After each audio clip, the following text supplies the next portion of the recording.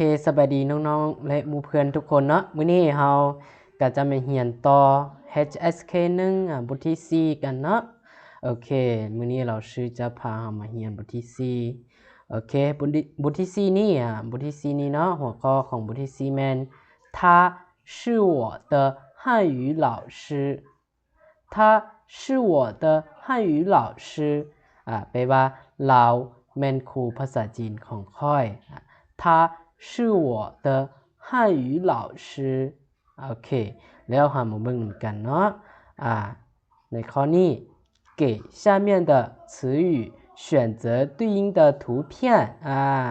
ก็คือให้เราเลือกเอาคำศัพท์ด้านลุ่มเนาะแล้วเลือกเอาคำศัพท์เนาะที่ว่าสอดคล้องกับรูปภาพต้องเลือกเอาคำศัพท์ที่ว่าสอดคล้องกับรูปภาพที่สุดเนาะโอเคเรามาเบิ่งในรูปภาพมันจะมี A B C D E F มีอยู่6รูปภาพเนาะโอเคแล้วเราไปเบิ่งคำศัพท์ก่อนคำศัพท์นี้เราชื่อก็จะได้แปลเป็นภาษาลาวแล้วเนาะเรามาเบิ่งนำกันคำศัพท์ที่1นี่อ่านว่าท่าแปลว่าเราหมายถึงเราผู้ชายเด้อท่าหมายถึงเราผู้ชายคำศัพท์ที่2ก็อ่านว่าท่าคือกันแต่ว่าคำศัพท์ที่2นี่ท่าคำนี้อาจจะเป็นผู้หญิงเด้อเราผู้หญิงต่อมาคำศัพท์ที่3同学จะแปลว่าหมู่ร่วมเรียน同学ต่อมา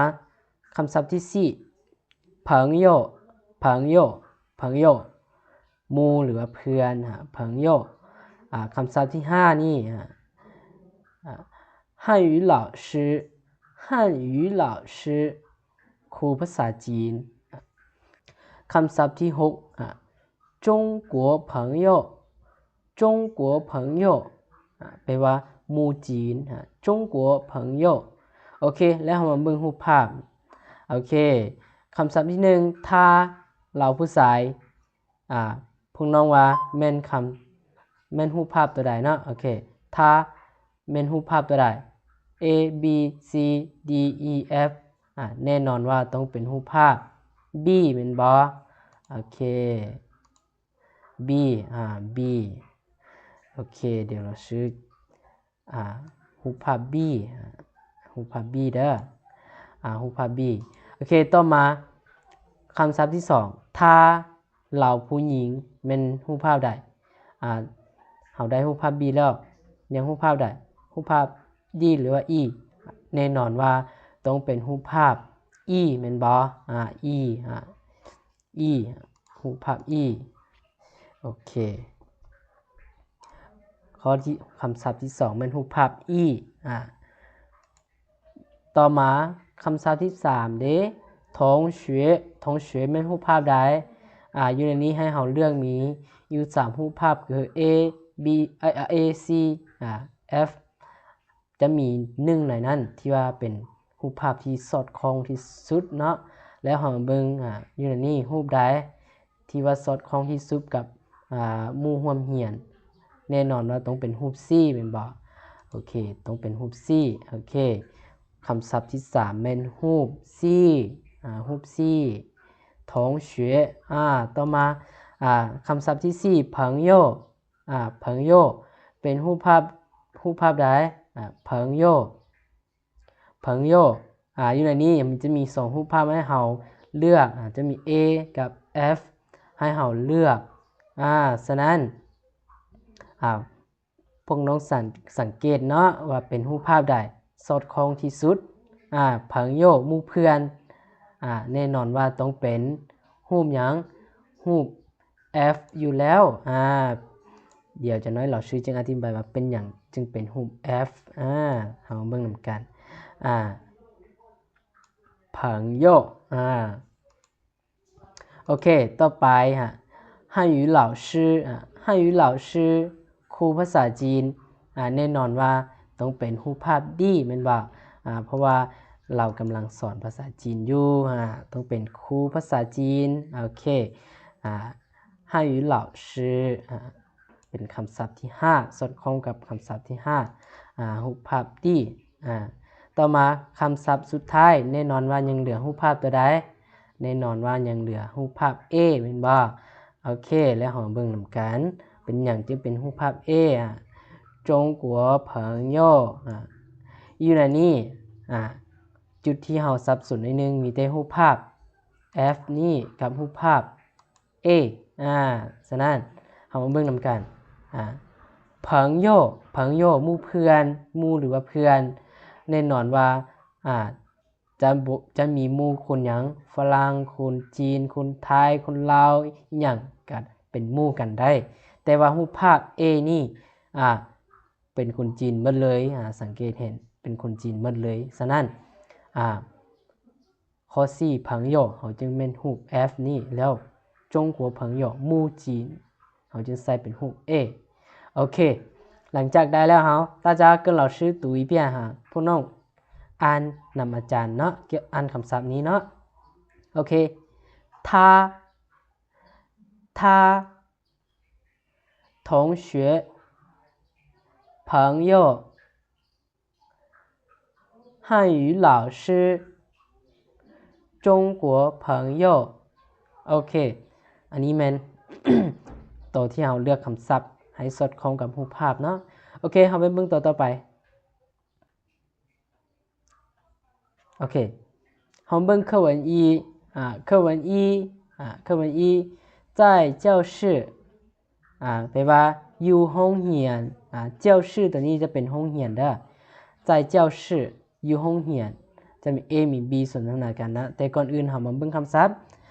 ท์มีอยู่4คำเนาะเกี่ยวกับบทสนทนาที่1นี้เนาะคำศัพท์ที่1他เหล่าผู้หญิง谁ผายคำศัพท์ที่3เตะแปลว่าของคำศัพท์ที่4ฮั่น语แปลว่าภาษาจีนเดี๋ยวเราชื่อจะอธิบายคำศัพท์หน่อยนึงให้พวกเรานะโอเคเราชื่อจะอธิบายคำศัพท์หน่อยนึงคำว่าทานี่เนาะแปลว่าเราผู้หญิงตัวอย่างว่าตัวอย่างเราชื่อเขียนกันเนาะโอเคทาตัวอย่างว่า他是医生他是医生แปลว่าหยังแปลว่า他是医生แปลว่าเราแม่นท่านหมอเราเป็นท่านหมอต่อมาเฉยคำว่าเฉยนี่คำว่าเฉยนี่ตัวอย่างว่า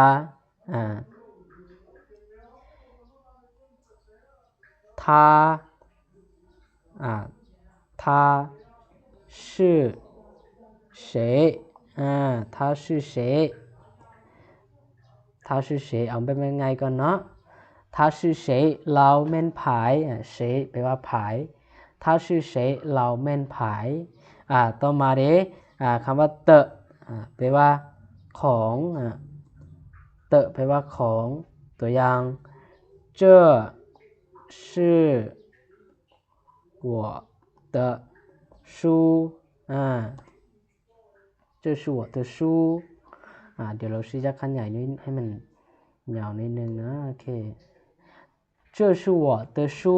แปลว่านี่เป็นปื้มของค่อย这是我的书เตะแปลว่าของต่อมาฮั่น语ตัวนี้แปลว่าภาษาจีนตัวอย่าง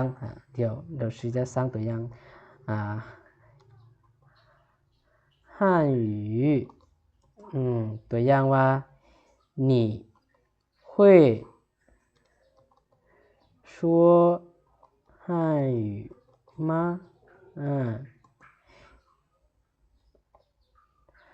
你会说汉语吗你会说汉语吗แปลว่าเจ้าเว้าภาษาจีนเป็นบ่เจ้าเว้าภาษาจีนเป็นบ่你会说汉语吗แบบนี้เนาะเกี่ยวกับวิธี เอาไปสร้างประโยคเนาะเพราะว่าเราต้องได้สร้างเป็นประโยคได้เราจึงสามารถเรียนได้ดีเนาะต้องได้สร้างเป็นประโยคได้โอเคอันนี้เป็นวิธีสร้างเป็นประโยคโอเคหลังเจ้าฮู้ความหมายของคำศัพท์แล้วเรามาอ่านบทสนทนานำกันบทสนทนาA 他是谁他是谁他是谁เราเป็นไผB 他是我的汉语老师他叫李月เราแม่นครูภาษาจีนของค่อยเราชื่อว่าหลี่เย่他是谁他是我的汉语老师他叫李月โอเคเรามาอ่านนำกันA 他是谁 B 他是我的汉语老师他叫李月โอเคอันนี้มันบทสนทนาที่1เนาะโอเคเอาไปเบิ่งบทสนทนาที่2โอเค บทสนทนาที่2在图书馆在图书馆图书馆คำนี้เนาะเดี๋ยวเราชื่อเขียนใส่เบิ่งขวามือนี้เนาะ图书馆图书馆แปลว่าหยัง图书馆นี่ภาษาลาวแปลว่าหอสมุดหอสมุดเด้อ图书馆หอสมุด图书馆โอเ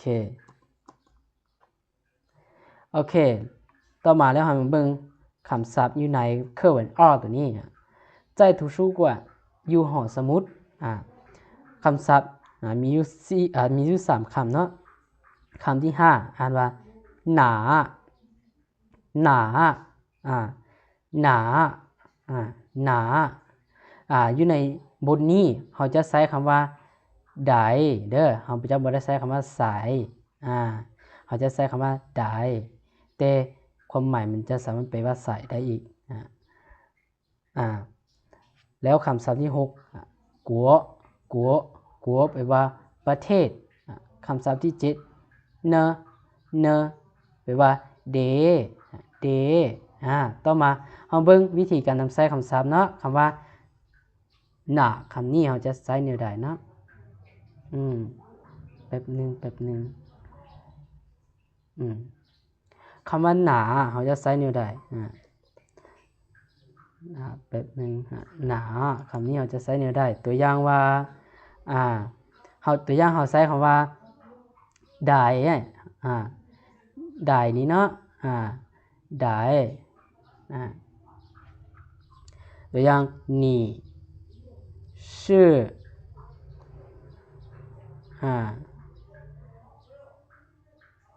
你是哪里人โอเค你是哪里人แปลว่าอย่าง你是哪里人เจ้าเป็นคนบนใดเจ้าเป็นคนบนใดคนเวียงจันทน์บ่คนเชียงขวางบ่ค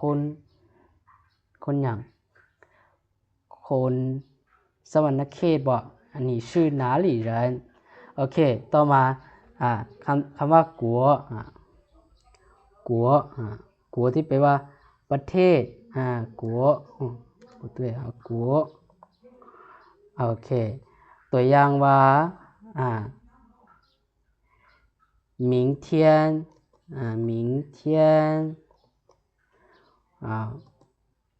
我要回国了明天我要回国了มื้ออื่นค่อยจะกลับประเทศแล้ว明天我要回国了มื้ออื่นค่อยจะกลับประเทศแล้วต่อมาคำศัพท์ที่7เนแปลว่าเดตัวอย่าง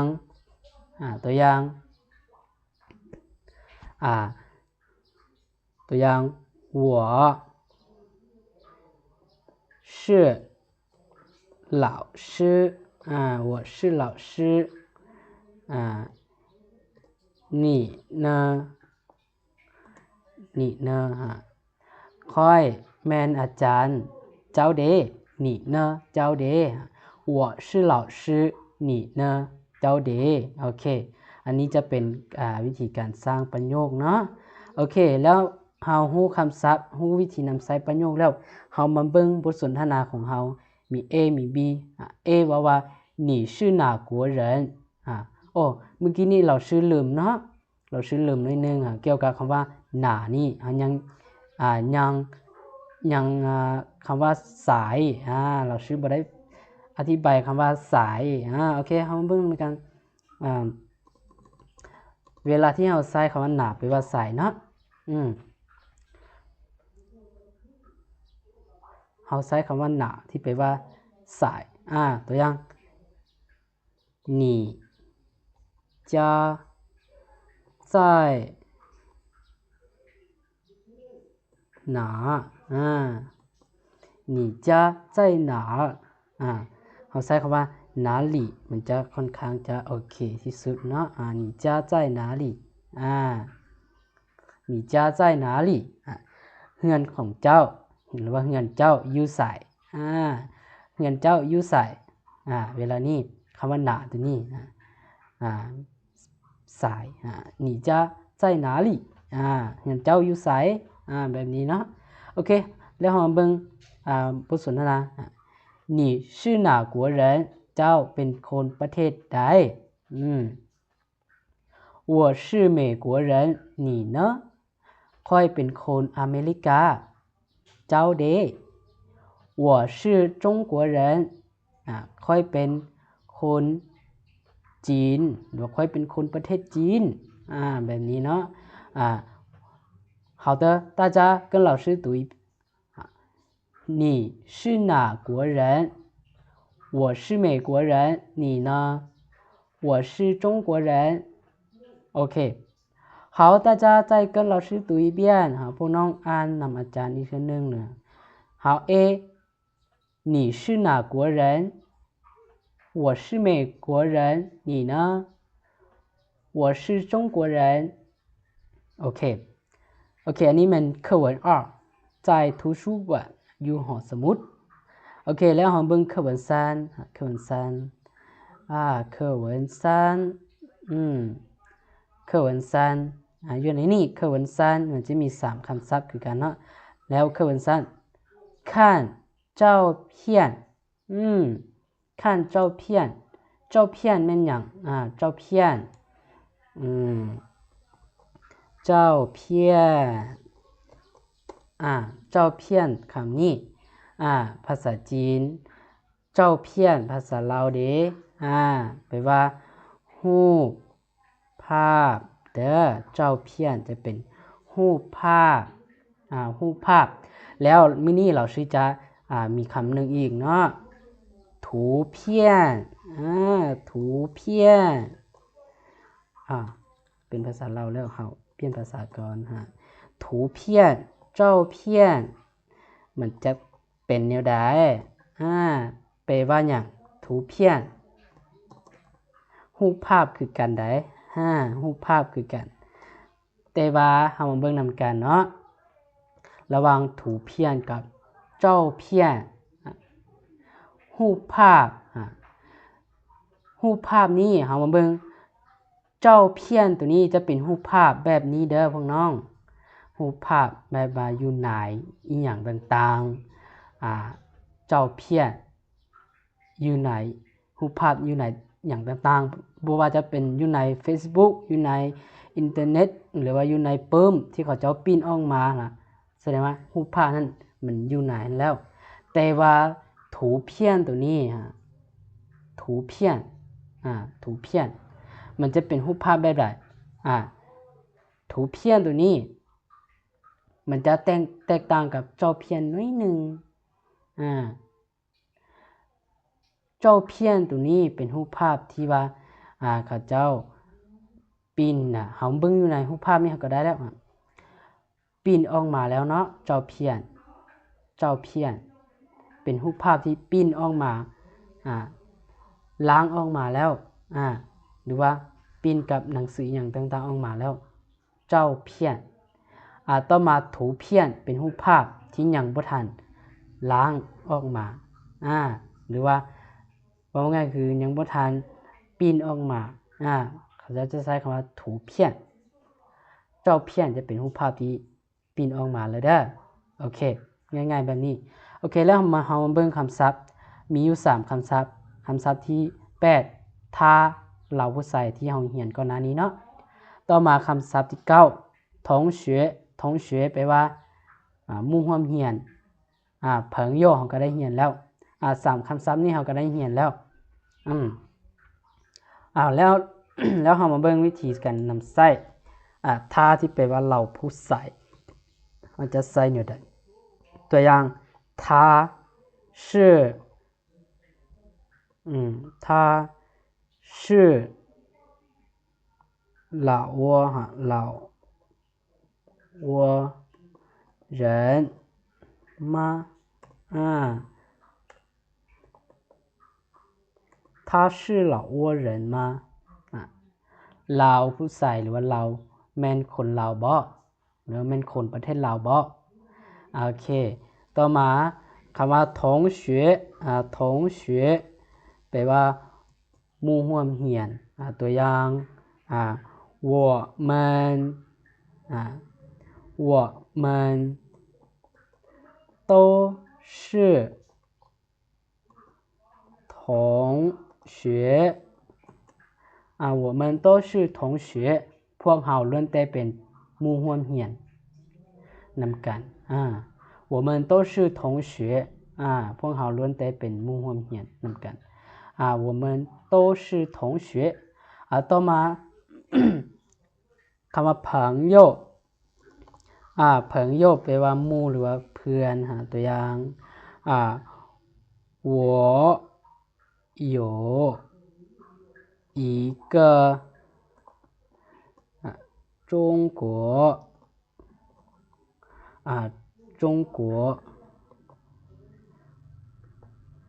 朋友我有一个中国朋友แปลว่าหยัง我有一个中国朋友แปลว่าค่อยมีหมู่คนจีนผู้หนึ่งหรือว่าค่อยมีหมู่จีน1คน我有一个中国朋友โอเคอันนี้จะเป็นการสร้างประโยคเกี่ยวกับคำศัพท์เนาะนำใช้แนวได้เนาะโอเคแล้วเรามาอ่านบทสนทนานำกันข้านเจ้าเพี้ยนข้านนี่แปลว่าเบิ่งเด้อข้านเจ้าเพี้ยนเบิ่งรูปภาพ他是谁เบิ่งรูปภาพนี้เนาะ他是谁他是我同学他呢他是你同学吗他不是我同学他是我朋友他是谁แปลว่าเราแม่นไผเราผู้ชายหรือผู้หญิงแน่นอนว่าต้องเป็นผู้ชายผู้นี้ถ้าตัวนี้เป็นผู้ชายเนาะ他是谁หมายถึงเราผู้ชายผู้นี้เราแม่นไผ B ก็ตอบว่า他是我同学เราแม่นหมู่ร่วมเรียนของค่อยต่อมา他呢他ตัวนี้มันเราหยังเราผู้หญิง他呢他是你同学吗เราเด้เราแม่นหมู่ร่วมเรียนเจ้าบ่เราเด้เราแม่นหมู่ร่วมเรียนของเจ้าบ่หมายถึง2คนนี้หมายถึงผู้หนึ่งนะมันจะบ่แม่น2คนได้ผู้หนึ่งแม่นจะแม่นผู้ที่เราถามเนาะผู้หนึ่งจะเป็น B เป็น B เนาะแล้วอีกผู้หนึ่งจะเป็นผู้เบิ่งรูปภาพแล้วถาม B ผู้นี้ผู้เบิ่งรูปภาพมัน A ผู้ที่อยู่ถ่ายรูปกับ2คนในรูปภาพแม่น B ตัวอย่างเราชื่อยกผู้หญิงผู้ที่อยู่เบื้อง นั่งอยู่เบื้องซ้ายนี่เป็น B แสดงว่าคำถามของ A 他呢เราเด他是你同学吗เราแม่นหมู่ร่วมเรียนของเจ้าบ่หมายถึงเราผู้นี้แม่นหมู่ร่วมเรียนของเราผู้นี้ได้บ่B ผู้นี้ก็ตอบ他不是我同学他是我朋友เราบ่แม่นหมู่ร่วมเรียนของค่อยเราเป็นหมู่ของค่อยเราแม่นหมู่ของค่อยแบบนี้เราต้องเข้าใจรูปภาพแล้วเราจะเข้าใจเนื้อในของความหมายได้อย่างชัดเจนเนาะหมายถึงว่า B ผู้หนึ่งอยู่ในนี้ผู้หญิงเนาะ B ที่เป็นผู้หญิงอยู่ในนี้เป็นหยังเป็นผู้ที่สนทนากับ A จะเป็นผู้เบิ่งรูปภาพA จะเป็นผู้เบิ่งรูปภาพB จะเป็นผู้หญิงผู้หนึ่งที่อยู่ในรูปภาพนี้แล้ว A จะถามถึง2คนที่ถ่ายรูปร่วมกับ B โอเคอันนี้แม่น课文3โอเคแล้วสำหรับคลิปวิดีโอนี้เนาะเราชื่อก็จะสอนมาจำนี้ก่อนเนาะแล้วพวกเราจึงมาเรียนต่อบทที่4ได้มาเรียนต่อเนาะโอเคเพราะว่าเราชื่อกับขาเวียกน้อยนึงเด้ฉะนั้นมื้อนี้เราเรียนแต่ซ้ำนี้เนาะโอเคแล้วถ้าน้องใดยังบ่ใดที่บ่เข้าใจหรือว่าบ่ใดที่อยากถามก็สามารถคอมเมนต์มาถามได้เนาะแล้วก็คลิปวิดีโอนี้ถึงว่าเราชื่อจะอธิบายบ่ใดที่ว่ายังค้างคาหรือว่าอธิบายผิดทึกๆก็ต้องขออภัยด้วยเนาะโอเคบ่ใดทึกเฮาก็เรียนเป็นความรู้บ่ใดบ่ทึกเฮาก็ปาทิ้งไปเนาะโอเคแล้วพวกเราจึงพบกันใหม่ในคลิปวิดีโอต่อไปเนาะโอเคสำหรับมื้อนี้เราจะขอลาทุกคนไปก่อน好的大家再见